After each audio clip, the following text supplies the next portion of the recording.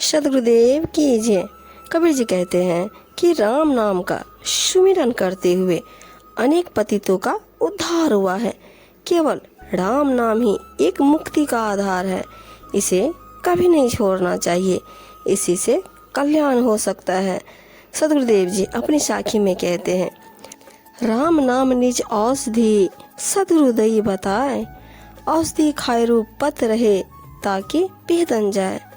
सद्गुरुदेव जी कहते हैं, सद्गुरु वैद्य स्वरूप है।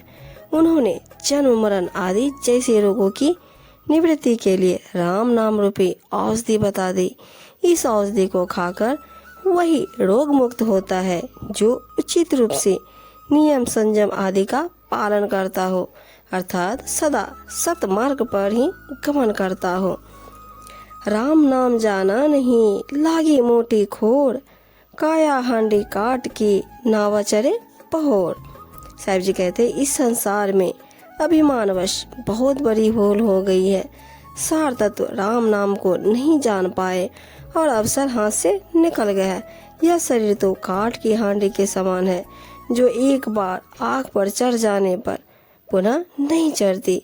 उसी प्रकार शरीर शमशान घाट में चिता की अग्नि में जलने पर पुनः लौट कर नहीं आता नाम है और लोग उनका जाप करते हैं, परंतु उससे इस संसार से मुक्त नहीं हुआ जा सकता।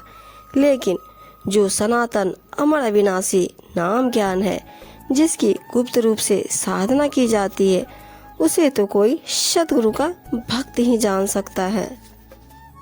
साहिब जी कहते हैं, बाहिर क्या दिखलाई ये अंतर जपिए राम, कहाँ महोला खलक सो पयो धनी सो काम। कहते हैं बाहर का प्रदर्शन मत करो, क्या दिखा पाओगे और उससे क्या होगा। हृदय के भीतर आत्मा राम का जाप सुमिरन करो। सबके स्वामी परमात्मा से तुम्हारा प्रयोजन है। ऐसे में संसार के मोह में क्यों पड़े हो, अर्थात उन्हें कुछ भी कहने और दिखाने की आवश्यकता नहीं है। कोई न सेव जम बाचिया राम बिना धरी खाए, जो जन बिरही राम के ताको देखी डराए। साहिब जी कहते हैं इस संसार में कोई भी व्यक्ति मृत्यु से नहीं बच सकता। आत्मज्ञान के अभाव में काल यहाँ सभी को खा जाता है, परंतु जो हृदय निवासी आत्मा राम के प्रेमी हैं, उन्हें के ध्यान विरह में रहते हैं और उन्हें देखकर तो काल भी भय खाता है, क्योंकि उन्हें तन की परवाह नहीं होती। सद्गुरुदेव जी कहते हैं, तू हृदय में विद्यमान अविनाशी राम का स्मरण कर, अन्यथा बाद में पछताएगा।